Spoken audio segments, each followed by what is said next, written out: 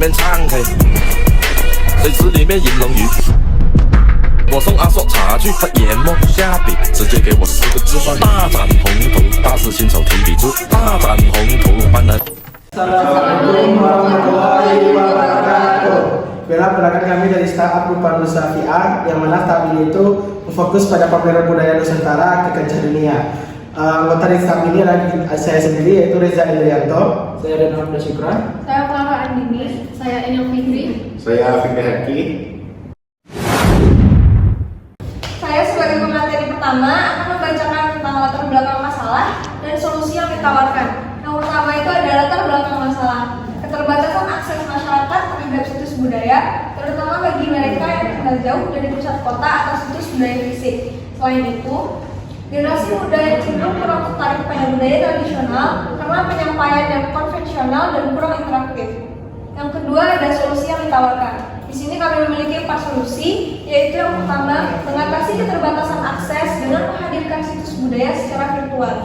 Yang kedua, meningkatkan minat generasi muda melalui pengalaman budaya yang imersif dan menarik.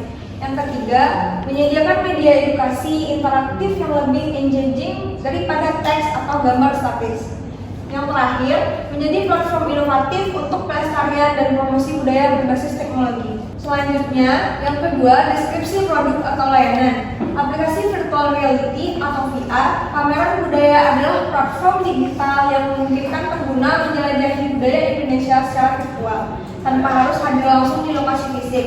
Dengan memanfaatkan teknologi VR 360, pengguna bisa mengunjungi candi, museum, pertunjukan tari, dan situs budaya lainnya melalui perangkat VR dan smartphone.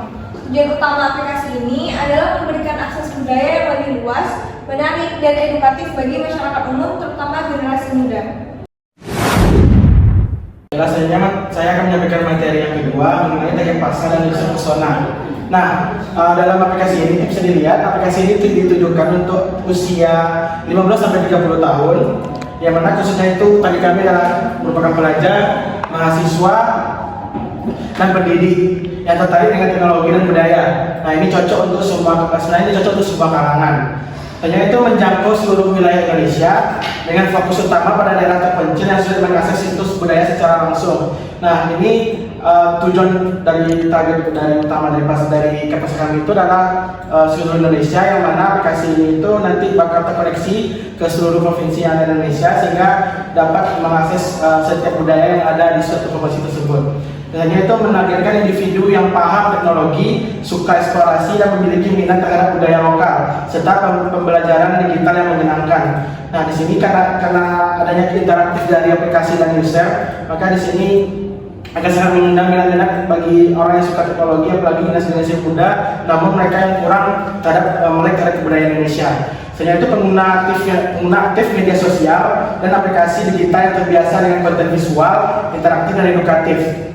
Nah, untuk karakternya itu ada yang pertama itu mulai teknologi dan aktif di media sosial, yang sama-sama diketahui generasi sekarang itu sangat melek dan aktif di media sosial, makanya platform ini mengangkat tema teknologi untuk budaya yang dianggap kuno bagi sebagian orang. Saya itu penasaran dengan hal baru termasuk budaya dan sejarah. Nah, banyak generasi muda yang cenderung menganggap budaya itu adalah kuno, tetapi mereka tertarik ke budaya tersebut karena mereka kurang memiliki akses, makanya kami tujuan membuat aplikasi ini. Saya itu visual learner, yaitu lebih mudah memahami lewat gambar atau video, sehingga apa yang dilihat sama user nanti bisa tergambarkan secara keseluruhan dalam aplikasi yang kami hadirkan. Saya itu kurang tertarik pada pelajaran konvensional yang hanya berupa teks.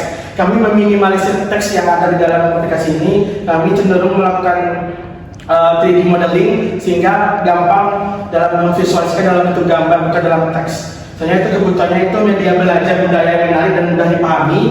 Tentu saja karena ini menampilkan budaya Indonesia dengan cara yang gampang dan mudah dipahami.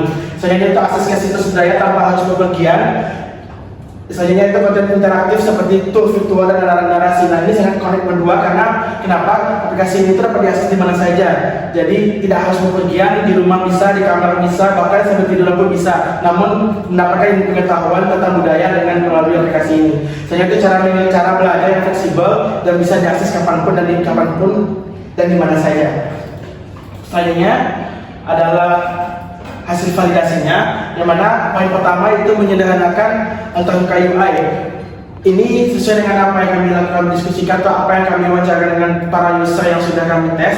Ini terkait masalah UI, responden menganggap tampilan awal terlalu rumit sehingga kami lakukan penyederhanaan tampilan agar lebih ramah untuk pengguna-pengguna pemula termasuk pelajar.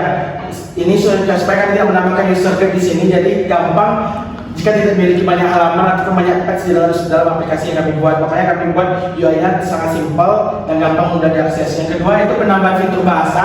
Nah, kami tahu fitur itu bertujuan memperluas jangkauan pengguna, yaitu masuk pada pelajar internasional dan masyarakat lokal yang lebih nyaman menggunakan bahasa daerah. Jadi kami membuat aplikasi ini dalam berbagai bahasa, terutama bagi bahasa dari daerah maupun negara-negara lain.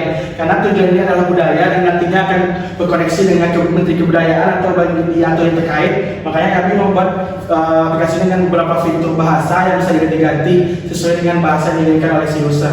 Yang keempat itu fitur event dan webinar budaya live. Nah, fitur ini itu memungkinkan pengguna untuk mengikuti kegiatan budaya secara langsung dengan interaksi real time, menambah nilai interaktif dan kekinian dari aplikasi. Nah, ini sesuai saran oleh responden. Fitur event dan webinar budaya live ini itu akan menjadi kerjasama antar startup ataupun antar lembaga untuk menjalin kerjasama sehingga terjadilah event atau webinar yang bisa diangkat dari aplikasi ini. Selanjutnya itu dalam mode offline. Nah, ini opsional dari responden yang mana ini untuk mengatasi hambatan akses di daerah yang minim internet. Pengguna ini dapat mengakses sebagian konten secara offline sehingga tetap inklusif. Ini bermaksud ketika teman-teman kita yang berada di daerah atau user yang berada di daerah-daerah terpencil yang sulit mendapatkan akses jaringan, maka dia bisa mendownloadnya dalam satu kali download saja untuk beberapa fitur, beberapa pameran budaya yang nanti bisa dia akses offline ketika dia tidak memiliki atau koneksi dengan jaringan. Baiklah, saya akan menjelaskan materi selanjutnya, yaitu tentang strategi pemasaran. Yang pertama itu ada promosi dan kampanye digital. Yang pertama itu ada melakukan kampanye edukasi di media sosial dengan membuat video 3 atau 5 video dan menguploadnya di platform seperti TikTok, Instagram, dan YouTube. Yang kedua itu ada iklan digital tersegmentasi dengan Meta Ads.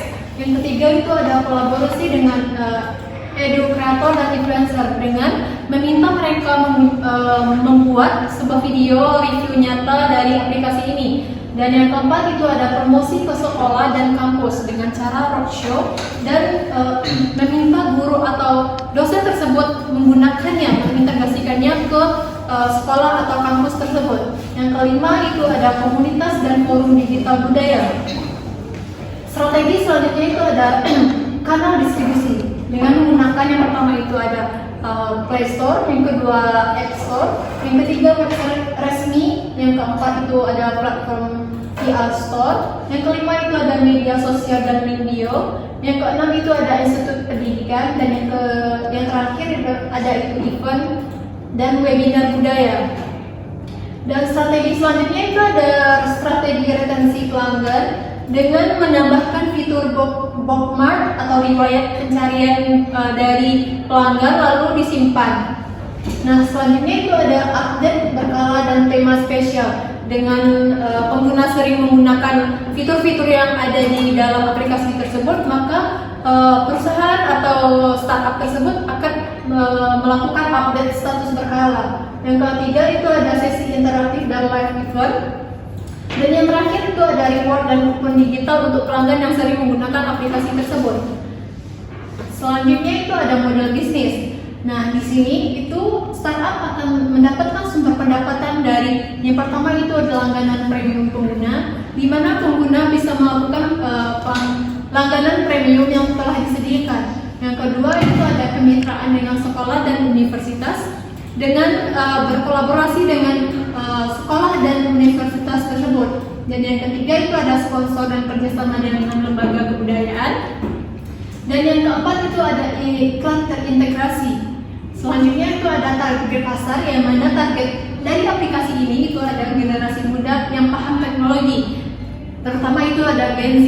Yang kedua itu ada masyarakat yang terpencil yang sulit untuk berpergian keluar untuk melakukan ekspor budaya ini. Dan yang ketiga itu ada institut pendidikan, di mana pendidikan bisa menggunakan aplikasi ini untuk dalam proses belajar mengajar.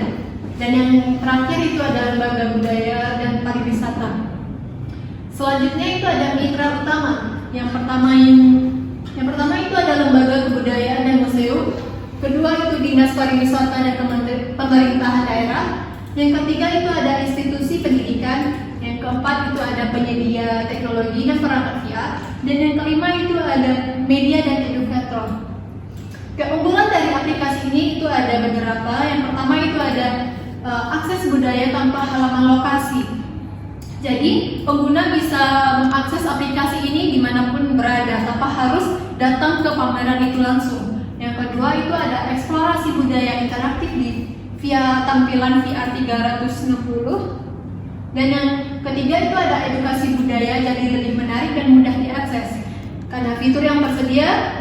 Dan yang keempat itu ada menarik minat generasi muda lewat pendekatan teknologi. Dan yang terakhir itu ada siap kolaborasi dengan sekolah, museum, pemerintah, dan komunitas budaya. Sekian dari saya. Baiklah, selanjutnya yaitu rencana operasional singkat. Alur aplikasi pameran budaya ini memanfaatkan teknologi virtual reality yang memungkinkan pengguna untuk menjelajahi pameran budaya yang ada di Indonesia secara virtual tanpa harus menghadiri langsung ke lokasi fisik. Nah, sekarang kita lanjut ke alur layanan. Jadi alur layanan yang pertama itu pengguna mengakses website dan melihat fitur utama aplikasi. Yang kedua, aplikasi tersedia dalam beberapa bahasa untuk pengguna internasional. Yang ketiga, pengguna login atau daftar akun untuk memulai tur budaya. Yang keempat, ada versi gratis dengan fitur terbatas dan opsi langganan premium. Yang kelima, pembayaran bisa dilakukan via kartu atau dompet digital. Yang keenam, pengguna menjelajahi pameran dalam format 3D dan 360 derajat. Dan yang terakhir, tersedia fitur bookmark, ulasan, dan penjelasan objek budaya. Selanjutnya kita lanjut ke teknologi utama. Yang pertama itu ada Android Studio dan Xcode. Yang kedua, Oculus Quest, HTC Vive, dan juga Cardboard. Yang ketiga, Audacity dan Adobe Audition. Yang keempat, Node.js, Express.js, dan MongoDB. Yang kelima, ada Figma dan Adobe XD. Yang keenam, API dan LMS. Yang ketujuh, Git, GitHub, dan GitLab. Dan selanjutnya kita lanjut ke tim inti. Yang pertama itu ada Project Manager, yang kedua VR Developer, ketiga Mobile Apps Developer, yang keempat 3D Artist atau modeler, yang kelima UX atau UI Designer, yang keenam Content Creator atau peneliti budaya, dan yang terakhir yaitu Backend Developer. Baiklah, selanjutnya yaitu ringkasan keuangan. Jadi yang pertama itu ada estimasi modal awal. Jadi untuk modal awalnya itu di kisaran 168 sampai 252 juta. Dan modal awal ini digunakan untuk pengembangan aplikasi, server, promosi, dan legalitas. Nah, untuk biaya operasional sendiri itu kemungkinan ada 1.600 transaksi per bulan dan balik modalnya itu pada tahun pertama. Yang ketiga yaitu proyeksi pendapatan. Dan jadi pendapatannya itu ada dari pertama itu langganan premium yaitu 120 juta. Yang kedua lisensi institusi yaitu 60 juta. Dan yang ketiga penjualan konten eksklusif yang berjumlah 36 juta. Yang keempat sponsorship yang berjumlah 24 juta. Dan yang terakhir ada event PR berbayar yang berjumlah 12 juta. Dan total dari keseluruhan proyeksi pendapatannya yaitu 252 juta. Dan yang terakhir ada Break Event Point atau BIP yang yaitu totalnya 157 juta, yaitu hosting dan cloud storage, budgeting, promosi dan iklan digital, pemeliharaan dan update aplikasi, biaya event yang terduga. Nah, di sini saya akan melanjutkan materi selanjutnya, yaitu penutup dan visi jangka panjang, visi Upanusa VR.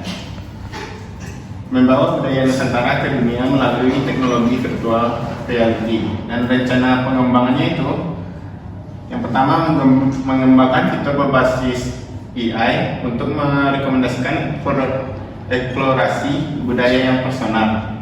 Yang selanjutnya itu adalah merilis versi internasional multibahasa untuk pasar global dan diaspora.